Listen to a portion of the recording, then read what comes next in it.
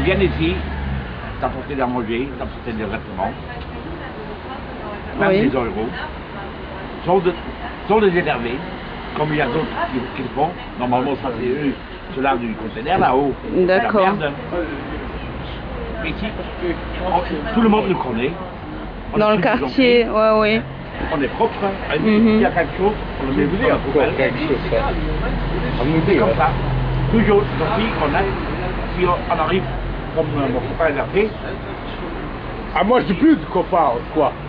Il y a un dame qui est venu pour faire le gazon. Il est allé avec.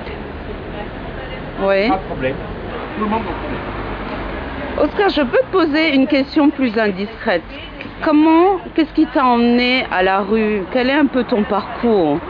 Parce que bon, comme tu m'as dit, t'as un certain âge, bon, t'es pas trop vieux non plus, et ça a été un manque de chance dans ta vie ou un... Ouais, un manque de chance, on peut dire comme ça, oui. On peut dire comme ça, un manque de chance. Oui. Bon, j'avais la maladie, mais après le divorce, ça a été... Donc ça a été le divorce qui t'a vraiment détruit, on peut dire, quelque part, oui. On peut dire comme ça. Oui, d'accord. La seule chose que je peux dire, moi j'ai reçu le droit pour mon fils.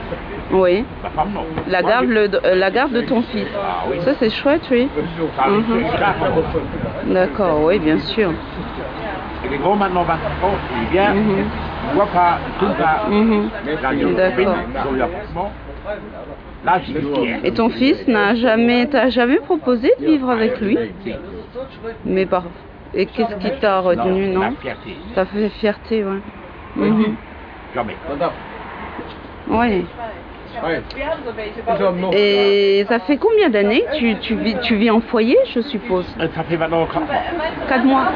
Et comment ça se passe quand tu es en hiver? Il fait tellement froid, vous allez où? Toujours. Été comme hiver dehors. D'accord. Ah oui.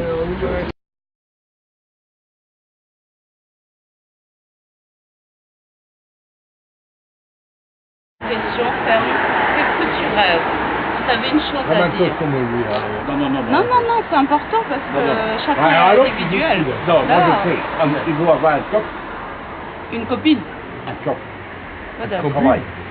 Un travail. Mais pourquoi vous ne parlez pas vous-même? C'est pas difficile pour parler vous-même. Hey, moi je peux... C'est pas facile. Aussi, moi je parle vous-même. My name is Saïda. Qui es-je donc? Pierre. Pierre. Pierre, ma...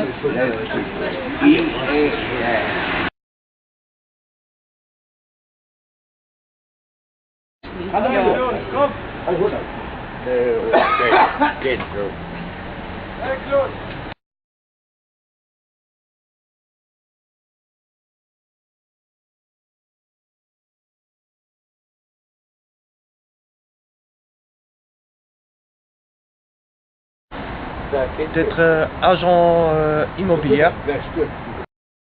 Pas ici. Dans le sud de la France? Non.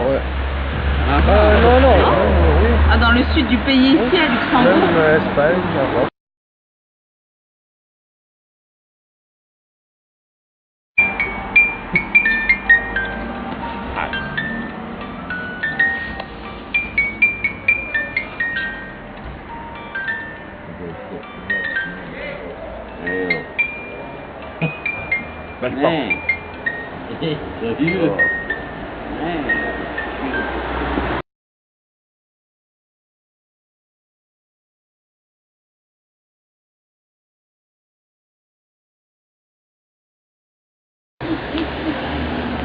Alors bonjour. Bonjour. Léa, c'est ça? Oui. Alors bon voilà, je vois qu'on s'est rencontrés récemment et donc c'est intéressant d'avoir une femme dans le projet par rapport au fait que j'ai quand même pas mal d'hommes. En fait j'ai une question à poser Léa, enfin j'en ai plusieurs mais la première c'est combien vous êtes à peu près de femmes au foyer? En ce moment, 6. justice. Et en fait, comme tu m'avais dit et comme tu m'as expliqué, tu as vraiment une vie très intéressante, tu as vécu longtemps à l'étranger, tu as rencontré des personnalités importantes. Et qu'est-ce que tu peux expliquer par rapport à Luxembourg, en fait, le contraste entre tes voyages, les pays que tu as fait au Luxembourg? Bah, je suis née au Luxembourg, je suis donc luxembourgeoise de naissance, mais j'ai vécu depuis 4 ans et 8 mois, ça veut dire depuis 60, j'ai vécu en France, dans le sud, et une partie à Paris où j'ai fait mes écoles. D'accord. Parce qu'ici au Luxembourg, on ne veut rien connaître de la pauvreté, parce que nous, on est des gens de seconde zone. Les sans-abri, ceux qui sont dans un foyer, on n'a pas le droit d'être cité. D'accord. Moi, j'ai une rente, mais j'ai pas d'abri, j'ai plus de toit parce que j'ai dû choisir entre ma santé et avoir un appartement. J'ai choisi ma santé. Et c'est pour ça que maintenant, quand je suis revenue en hiver, je suis allée chez les flics et ils m'ont amenée ici. C'est ici que j'ai trouvé quelque chose qui m'enrichit de jour en jour. C'est ma famille, c'est mes copains, ce sont mes filles, c'est ma famille. D'accord, oui, parce que tu m'as dit au départ que tu es issue d'une famille Très aisée, oui. très aisée. Oui. Ils connaissent la situation? Non, Non. Tu la caches ou, Non, je la cache pas, mais j'ai plus aucun contact avec personne parce qu'ils n'ont jamais aimé mon style de vie comme j'ai vécu et parce que je suis la brebis galeuse de la famille parce que j'étais la première à divorcer dans une famille très catholique. Et tes projets futurs donc, Léa? Je vais aller à Marseille. À Marseille? Oui. Au soleil? J'avais décidé de rester ici, mais vu les circonstances, je me sens pas bien ici. J'ai beaucoup de mal avec la mentalité ici. Et moi, je suis une fille du Sud. Je parle avec les mains, avec les pieds. Je suis très... Hein? Et alors, pour moi, ici, c'est pas la cerise. D'accord. Mais il y a quelque chose que j'admire, c'est ton image. Tu es très coquette, tu es jolie, tu te laisses pas du tout aller vis-à-vis de ton image. Et ça, c'est quelque chose de Oui, super mais j'ai magnifique. toujours vécu comme ça parce que moi, je me dis, à quoi sert de ramener une gueule à marcher dessus? J'ai plus aucun souci. J'ai ma pension, j'ai mes amis, j'ai une vie que j'adore dehors. C'est ça qui est intéressant en fait. Qu'est-ce qu'elle t'apporte cette vie dehors? J'ai été dehors, j'ai rencontré des gens comme Oscar, comme Claude, comme Henri ici, comme Pierre. C'est ma famille, ce sont mes amis. Léa, je vais remarquer quelque chose, tu es quelqu'un de très cultivé. Quel était ton job au départ? Moi, j'ai appris un métier que j'ai jamais pu exercer ici au Luxembourg.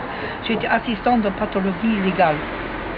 Ça veut dire, quand il y a quelqu'un qui meurt dans des circonstances suspectes, j'ai assisté le pathologue à faire l'autopsie. J'adore les gens parce que ces gens-là, ils ne mentent pas. Ils vivent et tu vois comment ils vivent. Ils ne mentent jamais. Oui, il y a énormément de sincérité, de solidarité. Voilà, ça, je l'ai oui, constaté. oui. Si on n'a rien, on partage ce qu'on n'a pas. Si quelqu'un a de l'argent, il donne aux autres. Hein? Et c'est comme ça, c'est la loi de la rue.